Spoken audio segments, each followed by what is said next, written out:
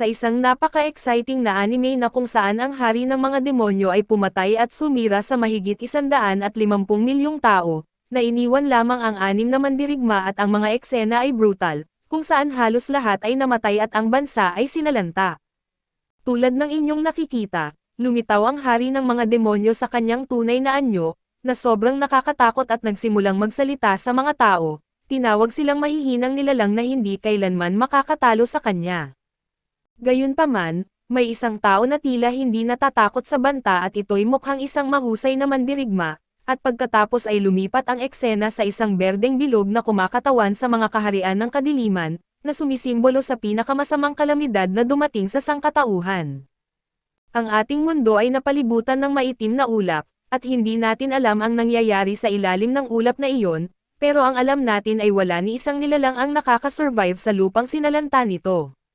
May isang paraan upang iligtas ang mundong ito mula sa Dark Abyss, at ang darating na pagwawasak ay magaganap sa mga kaharian ng mga shadow at pagkatapos, muling lumitaw ang taong ito at ipinaalam sa lahat na siya na ang maglutas sa problemang ito simula ngayon at habang buhay.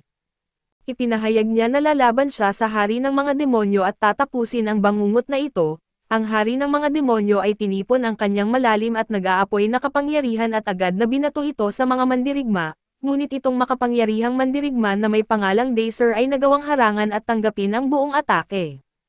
Pagkatapos, siya ay nag-cast ng Analyze Magic, at matagumpay na malagyan ang dragon ng cursed spell at doon, ay nais din itong gamitin ng hari ng mga demonyo laban sa kanila.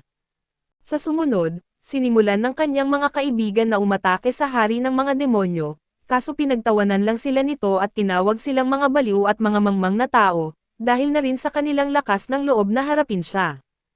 Si Dacer ay naglabas ng kanyang buong lakas gamit ang kanyang bakal na shield, na bigla ang nagniningning at pagkatapos ay umatake ng malakas gamit ang kanyang bakal na pamalo. Ang ikatlong kasapi ng grupo na isang babae, ay ginamit ang kanyang sobrang matalim na espada at tumungo sa mas mataas na lugar upang umatake, at pagkatapos nito, nakita natin ang isang tao na may salamin sa mata na mayroong malakas na magic powers. Itinoon niya ang kanyang magic powers sa kanyang mga kaibigan upang mabigyan sila ng kinakailangang lakas upang talunin ang hari ng mga demonyo, habang ang babaeng kasama nila ay ginamit ang kanyang deadly sword at ito'y nagdulot ng malupit na pagsabog. Sa wakas, nasaksihan natin ang hari ng mga demonyo na bumagsak sa lupa, at sila ay tunay ngang nagtagumpay sa pagtalo sa kanya. Ngayon ang kalungkutan at kadiliman ay natanggal, salamat sa mga mandirigma na nagtagumpay sa pagligtas sa mundo subalit gayunpaman, nagtataka sila kung tunay nga bang napatay nila ang tunay na hari ng mga demonyo, o isa lamang ito sa mga alalay na kilala bilang mga Promir. Sa kabila ng kanilang tagumpay, sila ay labis na nalulungkot dahil sa katotohanan na napakaraming tao ang pinatay ng dragon, kinuha ang buhay ng 150 milyong katao at sa mga lumaban sa kanya, tanging 6 lamang sa kanila ang nabuhay. Sila ay nagbalik-tanaw sa mga panahon ng laban kung saan halos lahat ay namamatay at nababalutan ng dugo, at ito ay isang nakakadurog pusong karanasan na makita ang mga kaibigan mong namamatay sa harapan mo at walang magagawa upang iligtas sila. Nang makita ng magandang babae ang kanyang mga kaibigan na labis na nalulungkot, sinabi niya sa kanila na dapat silang magtuon sa ibang bagay na magdadala ng pag-asa, subalit ang lalaking may salamin sa mata ay tumugon na kaunti lamang ang pagkakataon para sa optimization kapag 99% ng mga magician ay namatay. Gayunpaman, dapat din nilang isaalang-alang kung ano ang darating sa hinaharap at sinabi sa kanila ng babae na may pangalang Raffaello, na sila ay nagkamit ng isang malaking tagumpay at pinapaalala sa kanila na ang pagkakaisa, ay nagbibigay katatagan at ang pagkakabahagi ay nagdudulot ng kahinaan. Namangha sila sa malupit na lakas ni Dacer, at ito ay ang kanyang laban para sa kanyang homeland at mga taong nasasakupan, at siya ay labis na na-overwhelmed dahil sa kanyang bagong kapangyarihan. Ipinaliwanag ni Dacer na siya ay dating isang ordinaryong tao, at ibinahagi niya na sinabi ng kanyang kaibigan na kung siya ay nasa Tower of Magic, bibigyan siya nito ng lahat ng suportang kailangan niya. Binanggit ni Raffaello na bibisitahin nila ang mga tahanan ng kanilang mga yumaong kaibigan, upang dito ay magbigay pugay at alalahanin sila magpakailanman, ang kanilang marangal na pagkamatay ay patunay sa kanilang kagitingan. Ang isa sa kanilang mga kaibigan ay nagdesisyon na bumalik sa mga kanlurang kaharian at alagaan ang mga pamilya ng mga biktima, plano niyang magtayo ng isang bantayog at isang dambana para sa mga kaluluwa ng mga namatay dito. Sila ay determinado na mahadlangan ang pagbabalik ng Kingdom of Shadow, dahil sa kung may lalabas pa na may katulad nito na kapangyarihan, ito ay magiging wakas na nila. Tiningnan ni Raffaello si Acest, nagtataka kung ano ang gagawin niya pagbalik sa kanyang mundo, gayunpaman ay nanahimik lamang siya kaya tiningnan niya si Dacer at tinanong kung ano ang plano niyang gawin sa susunod. Nag-iisip sandali si Dacer at naalala ang babaeng maganda na sobrang importante sa kanya, kaso lang ito'y namatay noong labanan. Sinabi niya kay Raffaello na kailangan muna niya ng sapat na oras upang isipin ang kanyang kinabukasan. Sa puntong iyon, ang halimaw ay muling nagising at nagpapakita na buhay pa ito, at ang lahat ay nagulat sa pagbubunyag na ito dahil akala nila ay tapos na ang banta at nakita nila na ang kapangyarihan ng halimaw ay napakalakas pa rin. Kahit akala ng mga bayani na napaslang na nila ito, hindi pa pala natapos ang laban at di pa rin nila natutukoy ang tunay na lakas ng halimaw, di pa rin nila alam ang tunay na problema. Nagsalita ang bayaning may salamin sa mata, binanggit niya na nabasa na niya dati ang tungkol sa puso ng dragon at dilang dugo ang dala ng puso ng dragon, ito rin ay imbakan ng malalaking halaga ng mana. Kapag namatay ang isang dragon, humihinto ang pagdaloy ng dugo at ang naipon na mana ay pumuputok. Napagtanto ni Dacer na ang mana sa loob ng halimaw ay malapit ng sumabog. Lahat sila ay nababalot ng matinding takot dahil kung muling mabuhay ang halimaw, lahat sila ay mamamatay. Na-defeat na nila ito nang hindi nila alam ang bagay na ito, at ito ang unang beses sa kasaysayan na tinalo ng tao ang isang dragon. Isang malaking halaga ng mana ay unti-unting lumalabas mula sa halimaw, ramdam nila ang kakilakilabot na aura at kahit nasa magandang kondisyon ang mga bayani, wala pa rin silang sapat na kakayahan upang pigilan ito. Sinubukan ni Dacer na gamitin ang kanyang kapangyarihan para pigilan ang lakas ng halimaw, ngunit hindi niya magawa at nasira ang kanyang enchantment at siya ay labis na nag-alala, wala na silang magagawa at mukhang kinakailangan na nilang maghanda para sa wakas.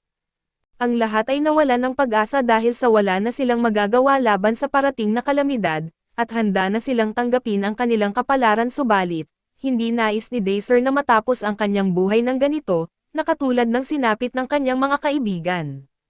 Pagkatapos, nakita natin si Dacer sa isang lugar na parang siya ay mahinahon at walang nangyaring masama, may iba siyang suot at tila bumalik siya sa kanyang mundo. Narinig niya ang palakpakan at tinignan kung ano ang nangyayari. Napansin natin si Professor Bridget na kausap ang mga estudyante at binabati sila sa Hyperion Academy, at ipinaalam sa kanila ang pagsusulit na kanilang kailangang harapin. May pagsisisi niyang ipinaalam na hindi lahat ay maaaring magparehistro dito, tanging ang nangungunang 600 lamang ang tatanggapin at ang pagsusulit ay may kinalaman sa paglilinis ng Shadow Realm.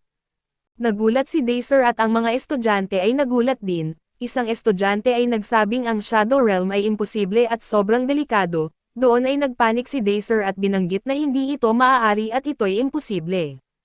Pinaliwanag ni Professor Bridget na ang Shadow Realm ay isang artificial na mundo na nilikha para sa pagsusulit, matutunan nila doon ang higit pa mula sa kanilang mga mas matandang kasamahan na susuporta sa kanila sa panahon ng pagsusulit. Ngayon, ipagpatuloy natin sa entrance exam para sa taong 3613, pagkatapos iwanan sila, mukhang malungkot si Daisy at umiiyak. Sinimulan niyang pag-usapan ang seremonya ng pagpasok sa Hyperion Academy, na nagsimula sa digmaan laban kay Boromir Napol noong 3616, lumaban sila ng 10 taon sa dimensyon na iyon at lahat ay nawasak. Sa umaga, binanggit ni Daisy na ang lugar ay parang panaginip at malinaw niyang naaalala ang eksena, biglang lumitaw si Loria at sinabi niyang hinanap niya ito subalit hindi niya ma-approach. Ipinapakilala niya ang sarili kay Daisy at sinabi niya na siya ay isang estudyanteng nasa 2 taon, at siya ang magiging mentor niya at ipinaabot ni Daisy ang kanyang kasiyahan sa pagkikita nila. Sa kanyang mga iniisip, itinuturing niya itong isang henyo na mage na gumagamit ng apoy na mahika at hawak ang pinakamataas na posisyon sa akademya. Nang tanungin ni Loria kung may problema ba siya, sumagot siya na medyo kinakabahan lang siya. Tumawa si Loria at tinanong kung kinakabahan ba siya sa exam. Binanggit ni Daisy na medyo natatakot lang siya at doon ay pinapanatag siya ng babae at sinabi na ito ay isang shadow world lamang, na nilikha para sa pagsusulit at kailangan lamang nilang patunayan ang kanilang kakayahan sa labanan. Nang tanungin siya ni Loria kung siya ba ay mula sa mga karaniwang tao, iniisip niya na ito ay hindi magiging problema para sa pagpaparehistro at binanggit niya sa kanya na kahit na pumasa siya, mapupunta pa rin siya sa trial class. Nagpapatupad ang paaralan ng isang sistemang mapanuri kung saan ang mga maharlika ay inilalagay sa alpha class, habang ang mga karaniwang tao ay inilalagay sa trial class.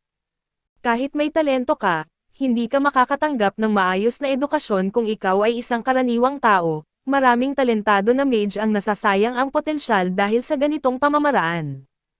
Agad siyang inakay ni Loria patungo sa lugar ng pagsusulit at sinabi sa kanya na kung hindi siya makapasa sa pagsusulit, hindi siya makakapagparehistro rito at bigla ang lumitaw ang isang mahiwagang pinto at ginamit ni Loria ang kanyang card upang buksan ito.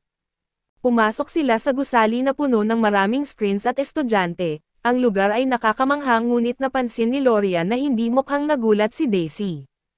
Sinabi niya na nakakita na siya ng ganitong katulad na gusali dati, ngunit alam ni Loria na nagsisinungaling siya dahil wala ng ganitong kalaking estruktura sa ibang lugar, at doon ay minamadali siya ni Loria na kumuha ng pagsusulit upang hindi sila mahuli. Habang sila ay naglalakad sa pasilyo, may isang tao na tumawag kay Loria na nagpagulat sa kanya.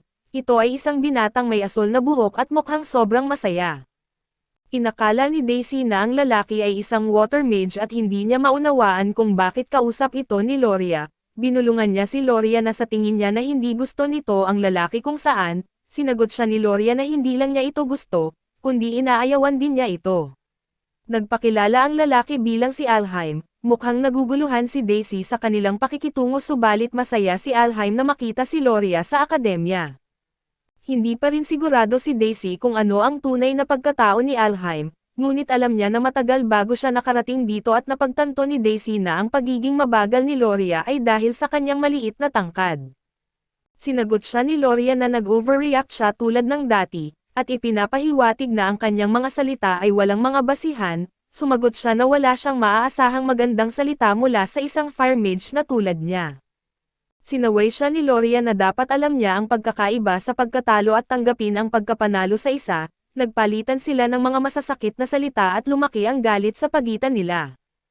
Pagkatapos ay lumapit si Alheim kay Daisy at tinanong kung siya ba ay isang trainee. Kinumpirma ito ni Daisy at si Alheim ay tila naging magalang at ito'y nagpagulat sa kanya. Maikli nilang pinag-usapan ang isa't isa at tiningnan ni Alheim ang kanyang telepono kung saan nakita niya ang impormasyon tungkol sa mga karaniwang tao at doon ay pinagtawanan niya si Daisy at ang kanyang mentor na si Loria. Sinabi na walang laban sa kanila. Pinayuhan ni Alheim si Loria na mag-concentrate sa pagsusulit at bago umalis, binalaan niya si Daisy na kahit pumasa siya, mapupunta siya sa trial class at mas mainam na hindi na lang sumubok. Nainis si Loria sa kanyang mga salita. Pagkatapos ay may pahayag na nagsasabing magsisimula na ang pagsusulit at hinihiling sa mga kandidato na pumunta sa lugar ng pagsusulit. Hiningi ni Daisy kay Loria na umalis, ngunit nagagalit ito at binabalaan siya na dapat siyang pumasa sa pagsusulit. Tinanggap niya ito at sinabi na gagawin niya ang lahat at habang sila'y naglalakad papunta sa pagsusulit, naalala ni Daisy ang mga tao at lugar na sobrang familiar sa kanya. Bigla silang pumasok sa isang malaking silid na puno ng tao at sinimulan ni Daisy ang pag-scan sa karamihan upang makita kung kilala niya ang sinuman. Lumitaw ang isang babae na ang pangalan ay Roman at sinaway siya dahil sa pagtitig sa lahat. Sinabi niyang nakakahiya ito at naalala niya ang kanilang nakaraan, noong sila ay magkaibigan at sobrang na-inlove siya at sa huli ay namatay siya.